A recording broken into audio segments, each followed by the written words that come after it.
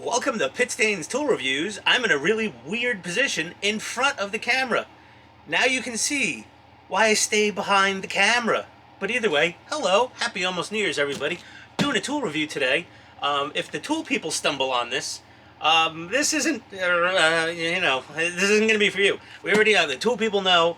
It says we got a MAC210Q Makita Quiet Series air compressor. It's a 2-gallon, super quiet.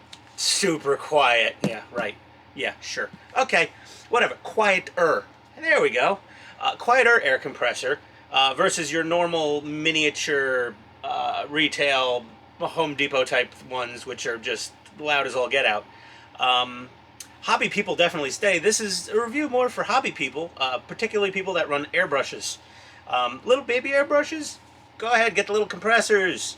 You start getting up into the bigger airbrushes that are basically mini spray guns, like almost an HVLP gun or a mini HVLP gun. Let's say you're building giant enterprise models or other large stuffs.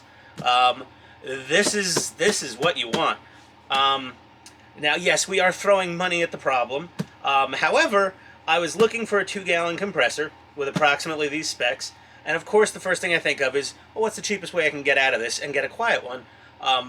Harbor Freight has their Fortress series of quiet air compressors. The damn thing's $190 now. This ticked off the retail box at $209.99 from Amazon. And thanks to my very generous family this year, I had plenty of Amazon gift cards to blow literally the evening of Christmas. That's how long they burn a hole in my pocket. They're gone. We blew through all of those. Either way, a little bit of an unboxing and review of this awesome Makita air compressor. Yes, I am Team Teal. Yes, I know my tools are overpriced. Yes, I know they're no better than Milwaukee or DeWalt. Maybe they're not as good. Oh, they didn't win the shootout. Okay, fine. You know what? We get it. I don't care. I ended up in the brand a dozen years ago, and that's where I'm staying. So, that being said, since this was only 20 bucks more than Harbor Freight, and for some people $20 is a deal breaker, I get it. The Harbor Freight one looks amazing. Looks like basically damn near as good as the Makita. Then we got a user manual. Bye-bye. Adios. We don't need no stinking manuals.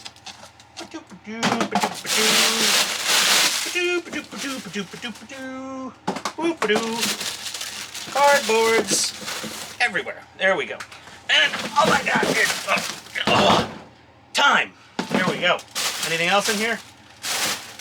Oh, it's a good sized desking pack. I'm gonna give that to the kids to play with later. You out of the way. Okay. Ooh, shiny. A little dusty. It's all the cardboard fallout. Oh, look at that. Oh, ASMR. No! Peel, please. Oh. Ooh. Who doesn't love peeling plastic off new, shiny tools? I'm getting impatient now. Okay. And let's see here. Come on. There we go. Beautiful. This is nice. It is, fully caged.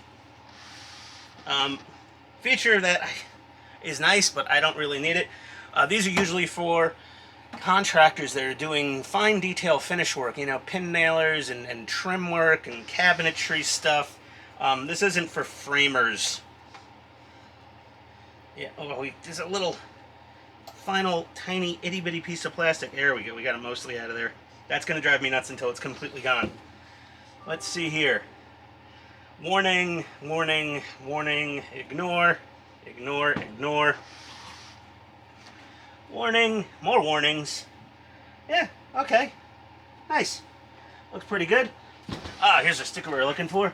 Made in China. A lot of Makita stuff's made in China now.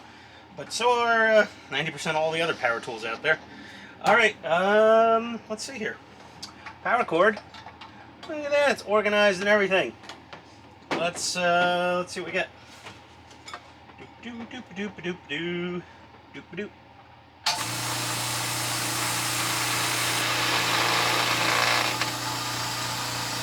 Little farty noise. Oh, there's cardboard stuck in here. Let's turn you off. We didn't get all the cardboard out. Oh, it looks like a wasp nest, this cardboard. I hate it. Okay, let's try that again.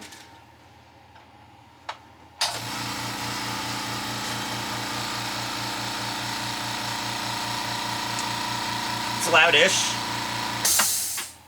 Okay, well, let's compare it to our little airbrush compressor. This tiny little guy. Way, way quieter, this little guy. There's no way to get this much power and volume with this little noise. Now, having this thing on my workbench when I'm doing a live stream and I'm painting, it's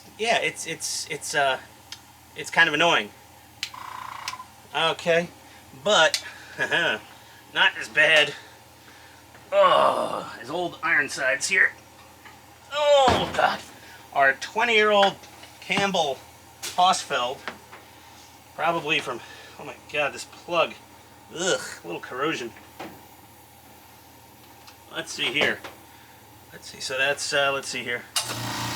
Makita. Oh God. Pretty loud. Let's see. We're gonna break out our decibel meter.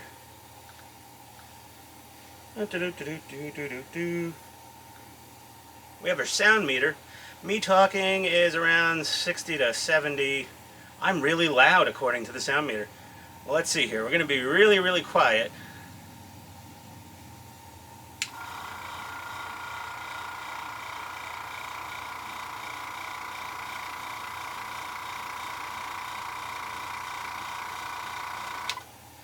I was about 60, wait a second, 79 max.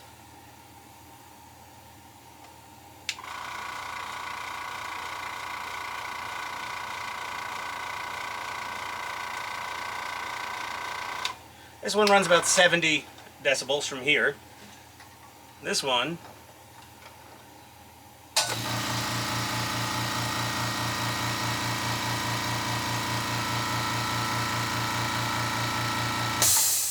$72. So this is a lot louder than that, but only 2 decibels more. But decibels are kind of like, you know, Geiger counters. Geiger counter, Richter scale, Richter scale. Geiger counters also, but all, yeah, Richter scale. You know, a 4.1 earthquake and a 4.5 earthquake, it's not 0.4 more, it's like, yeah, a lot more. And then, oh God, I don't even want to turn this thing on. Here we go.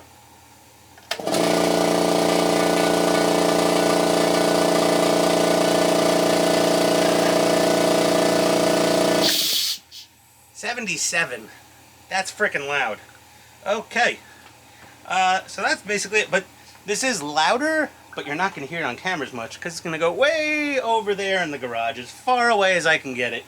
And I am going to put some, you know, cardboard next to it, around it, to try to bounce away the sounds and absorb some of that sound. It's also not going to take up room on the workbench anymore. But yeah, there we go. I'm going to do another video on my whole new airbrush setup. This was for the, I guess, tool people-ish? Not really. But when you need something bigger than this little guy, they also have a 1 gallon. Probably also a good option. But yeah, there we go. Oh, shiny Makita tools. Oh, I'm such a Makita nut swinger. I don't even try to hide it. But, you know, it is what it is. Alright, everybody. Adios.